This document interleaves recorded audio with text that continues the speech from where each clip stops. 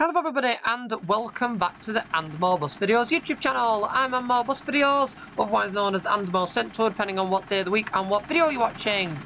And welcome to a back street in Bowdenham version 5. We've got the posh Powells YJ55 BJO that was actually in fact the last of the original sort of single deck MIDI vehicles still in use with Powells when CT Plus that owned Powells in the later years collapsed. So it was one of their original vehicles, albeit it wasn't in this livery when it was withdrawn. It was in white. I don't believe the vehicle lived on. I believe it was scrapped after that, as it was a rather tired motor, unfortunately, near the end. But as you can see, we're here. Behind us is the Asda. For context, we are at Wootton Asda, and we're going to be taking this bus on the 495, the Optare Solo on the 495 from Wootton Asda all the way through to Apsley bus station. Now this route is quite a local service, operating once an hour with a peak vehicle requirement of 1, so there's only one bus that goes round on it all the time. The idea is it starts here, goes to the other end, has a couple of minutes, comes back again, and henceforth. We do seem to go around some of the estates, so it should be quite a cool run. That's why I chose the Optare Solo, so for easy nippiness to get around all of the housing estates. So we'll get our, we don't want a coffee, we'll get that open. We'll shove the module in just so we know.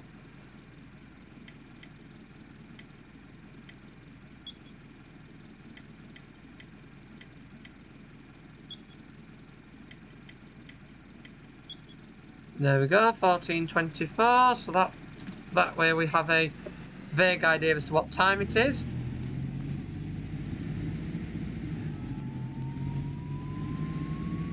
It's nice to be back in the Optare Solo in the game, I must say.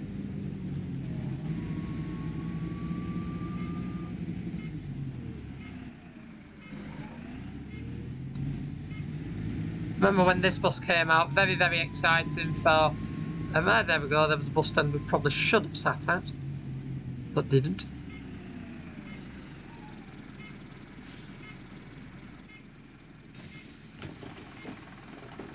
There we go, we do have passengers. 2 of them.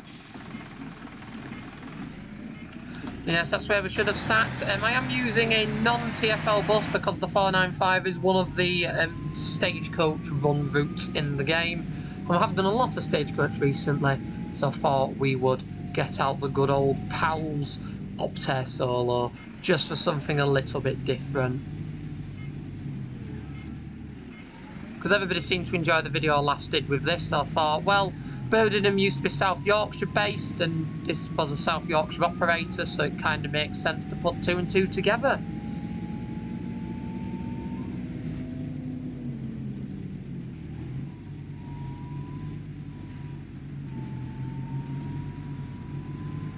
No dual carriageway for us today, we're doing the locals. I think the last time I drove this bus, I think was on Smarden from memory, and I believe I took it on the longer Smarden. Oh, a train! Well, that's cool. That's absolutely pelting it. Looked like a networker. But no, I think the last time I took it on one of the longer services on Smarden. I absolutely love doing those. Once I've covered all the maps and bits and bobs that I'm covering at present, I will most certainly return and do Smarden again. I've got this, and then I want to do a few bits in Hong Kong for reasons that will become quite clear on the And More Central channel very soon.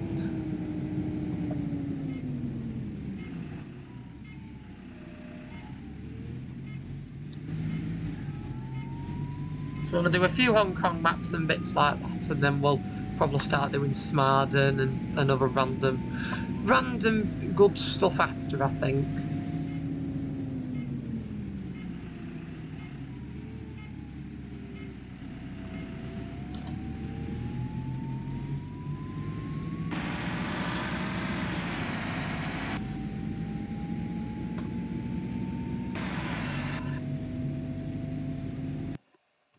Oh, let's get a screenshot. Why not?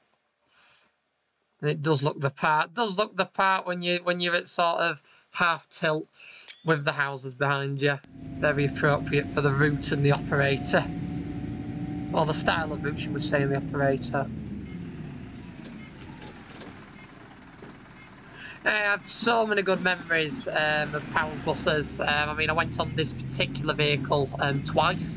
I went in it once when it was just Powell's bus, and then once when it, the operation was purchased by CT Plus. I went in it during its dying days. We're talking about a week or two before the operation closed. I went on this Optare, and it was in a poor state then. There was such a shame, because I have so many fond memories of it doing the 18s and always being in Donny and being one of the most reliable vehicles that they have on fleet. And as I say, by the end of the Powell's operation, it was struggling for gears, and it was very, very tired. So I had it on the A1, I think one of the A1 peak time-ish boards that I did, and it did not have a fun time of it at all.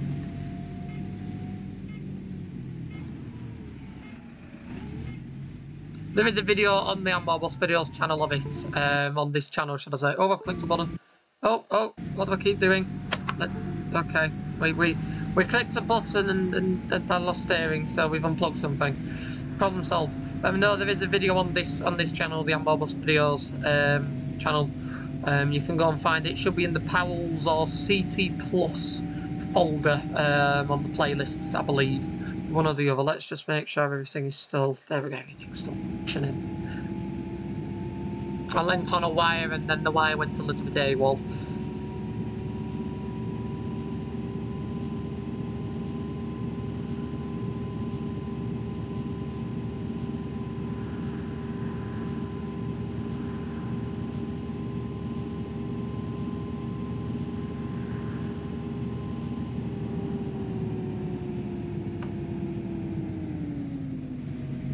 They'll also, come to think of it, under the Powell's bus playlist, for definite, there'll also be a video of when I first went on this bus, just as a little bit of a contrast between the two variations.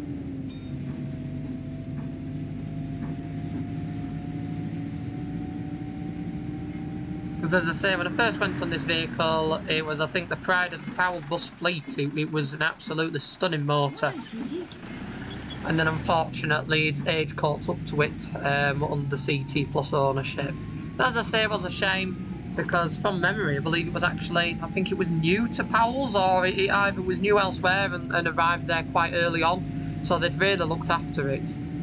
Bearing in mind at that point they were running this YJ55 that, as I say, I'm pretty certain got from new.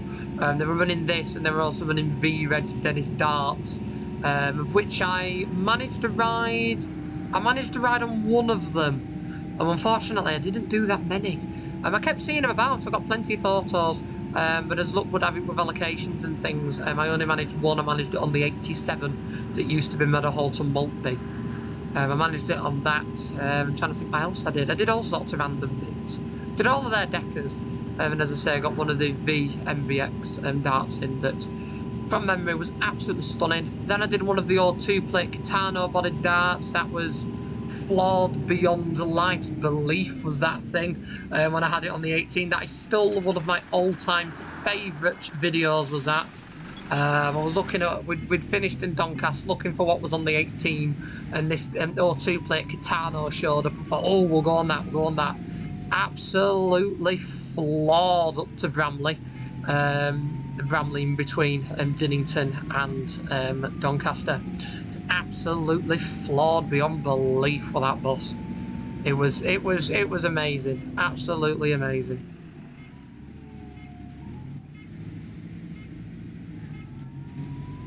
Still one of my favourite memories of Powell's, and then into the CT Plus era when they got all of the random Tridents, and the red Trident showed up. The red Trident showed up all the time on the A1 at one point, and it was like the regular peak time bus with somebody driving it who I'm now really good friends with. I didn't know them back then, but I'm really good friends with them now. And it used to always rock up, did that Trident, and then when that wasn't out, they had a white one as well, and the white one started to show up on work, and oh, they were truly amazing times.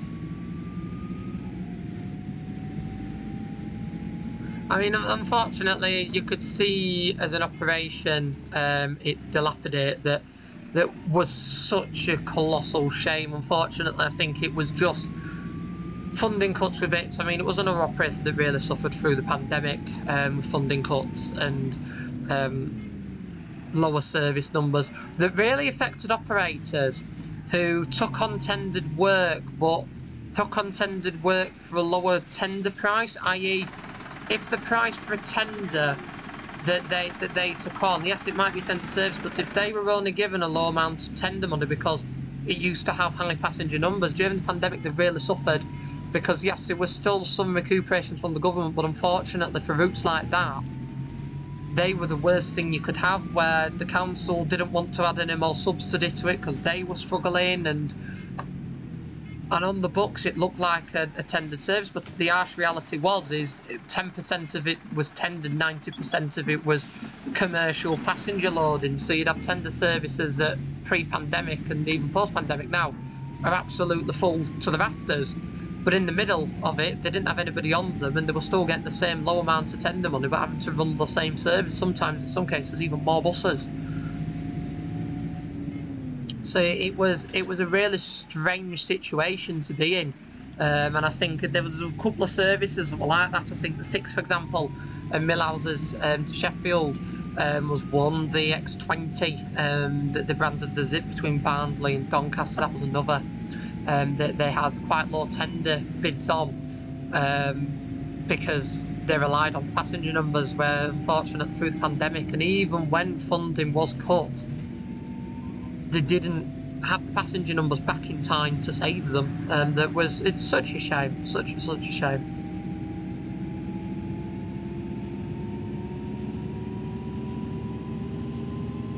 And I've got fond memories of them, and you still see quite a lot of old CT Plus vehicles in Yorkshire. I mean, I was in Leeds city centre recently, and I saw one of the old BMC Condors, number 1068, and it had 1068 its original CT Plus fleet number on. It had CT Plus fleet names above the door, and bearing in mind this is pretty much just shy of 2 years after the collapse. It was running with Tetley's, and they've run it ever since. They must have bought it from the auction. The auction when they got shut of everything quite quickly after the closure, everything was sold off very, very quickly. Must have snapped it up then, and they're still running it with CT Plus names on side and their fleet number. I mean, I can understand the fleet number, but having their name still plastered down the side, and also, I believe, although it was a couple of weeks ago, I believe they also had their legal lettering near the back. The operator had their own lettering on it, but they hadn't, because of where CT Plus used to put their lettering in an unconventional location, used to have them to the rear of the vehicles. They hadn't removed that, so it still had the CT Plus Yorkshire legal lettering on, the fleet names, the fleet number. So you just sort of looked and went, you're about 2 years too late. But nice little throwback stuff like that.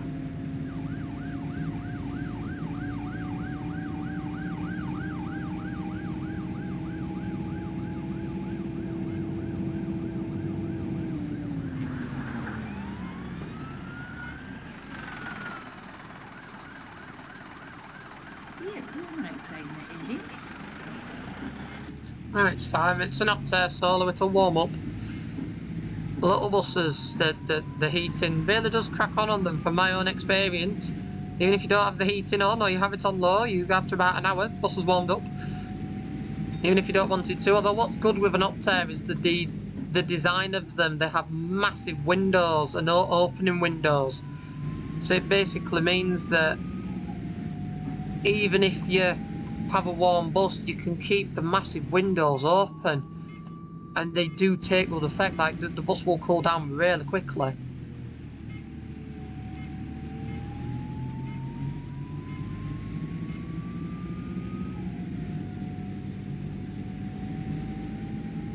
So St Catherine's Hospital again. You don't realise how many routes you end up going through here. We just seem to be doing all of the St Catherine's Hospital runs recently. Well, we're slightly early.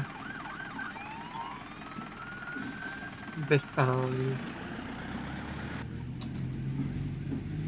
Unfortunately, I never saw this bus in this livery in person. I saw it in the white with blue branding on when Powell's bus sort of owned it in the later years. I believe, as I say, it was new like this, and then had the sort of got repainted when they did a slight rebrand, and it was basically the livery was white. Oh, Apsley bus station. Unless I... Because I've just been down here. Unless I then have to turn left.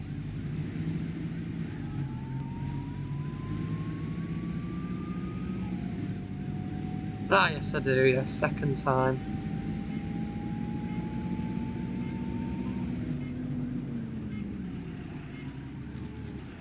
No, I saw that when they had they put it on the presidents when they arrived from London.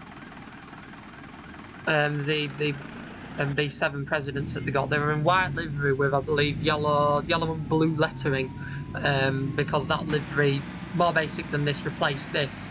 Although I still thought this was pretty cool.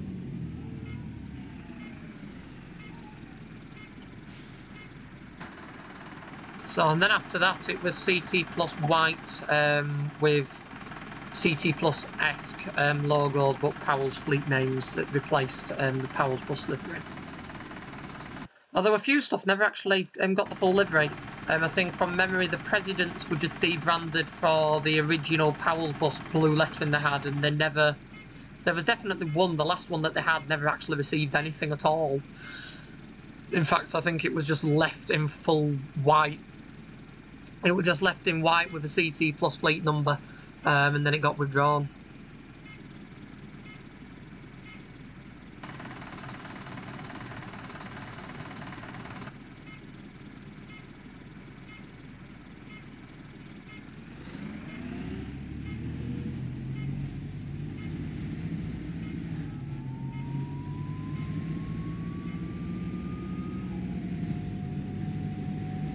And then we're going to go past the Bramley garage. They say we're not doing the 18, we're doing the 495 this time, but still get to go past Bramley.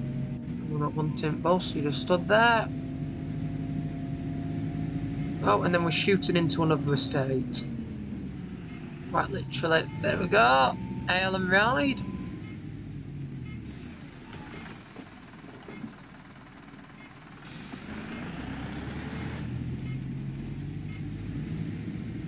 Wonder if anybody else will jump off in hail and ride section. Oh, we've actually got a passenger wanting to board in the hail and ride section. Impressive.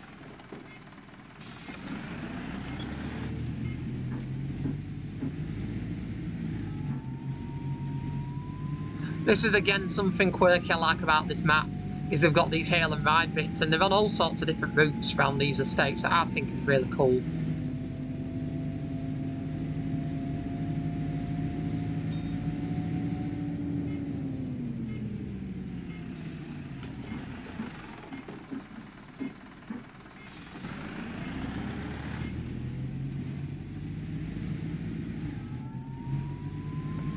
I'm going to assume one of these is the ending and then it's starting. Aye, we're on this. Yeah, we're on the service that just goes straight through here. Yes.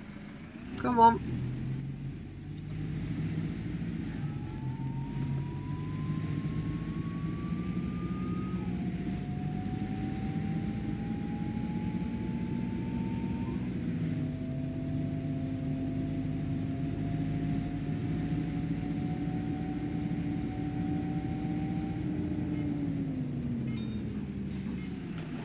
No, it's fine. I didn't go around that corner that quick. It's fine. We are on a Powell's bus. And it is an Optare solo. And I don't want to drive through you, but you have just gone out straight in front of me.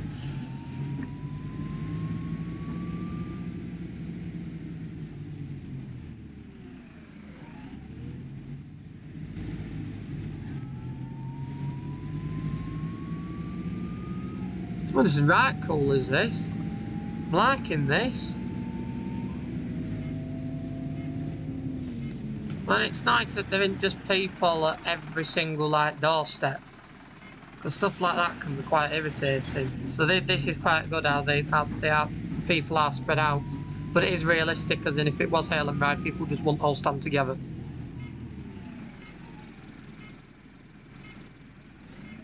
I assume we're going this way. It's following the signage. Yeah, this is Tralemont. Yeah.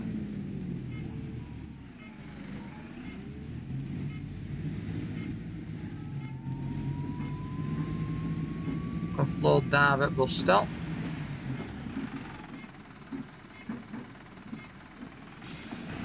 I think a lot of it in OMSI as well is passengers don't like you driving. They've never liked you driving if you drive quick with a small bus.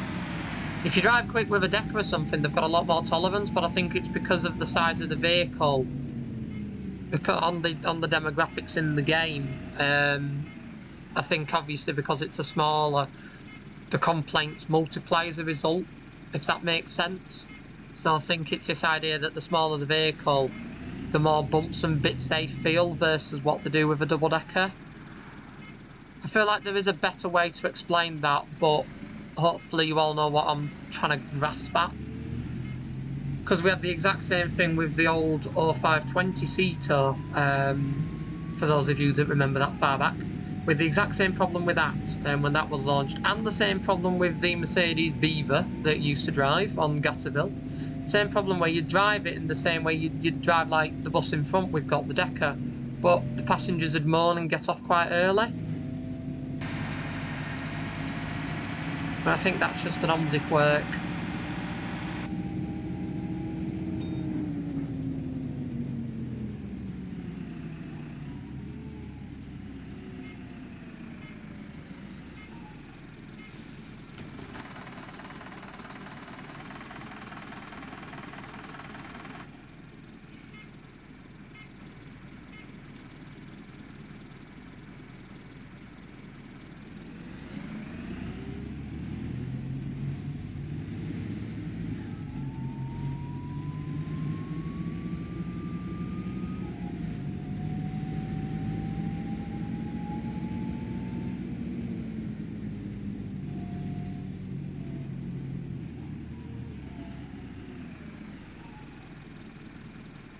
This is why I don't like getting stuck behind AI buses. AI buses tend to go a little bit slower than what I conventionally do.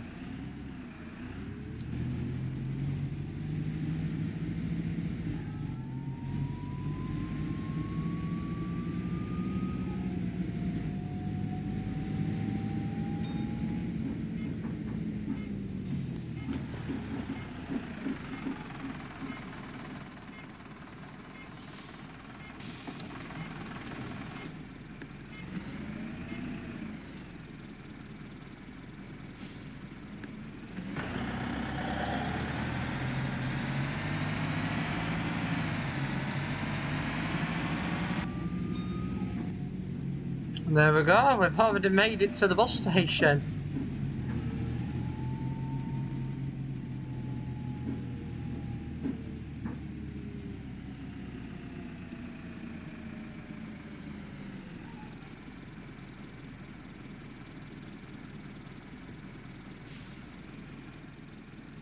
Ever so slightly early. Gonna ignore how early we are for the sake of this, but ever so slightly early as you do. But still a decent run. This is what I love about this Optare Solo in the game, is it is absolutely ideal for these kind of routes. Really, really is. And I mean, it's like Smarden, for example. I absolutely love it on there. The only thing that does cause a problem is because how like tight some of the turns are. You do have an issue with your front axle, but beyond that, that's just what you'd get realistically anyway. So, but apart from that, absolutely spot on.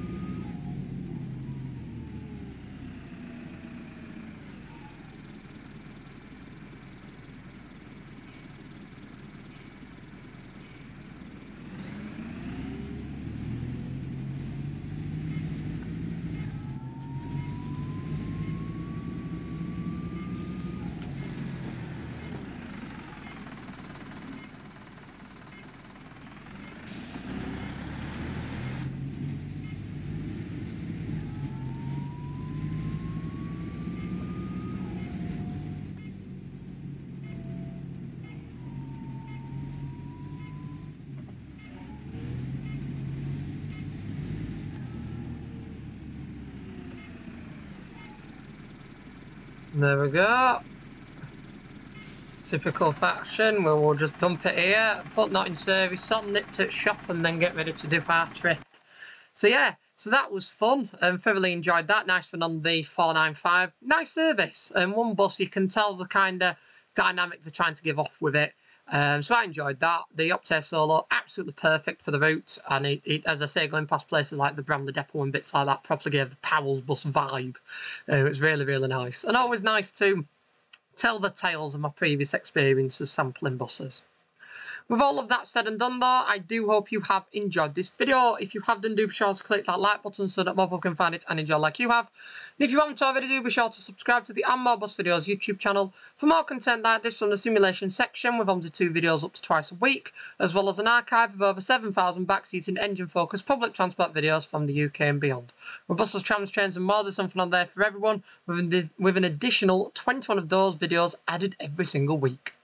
Once again, I'd like to thank you all for watching. I really hope you've enjoyed this one, and I will see you all in the next video. Bye for now. Bye.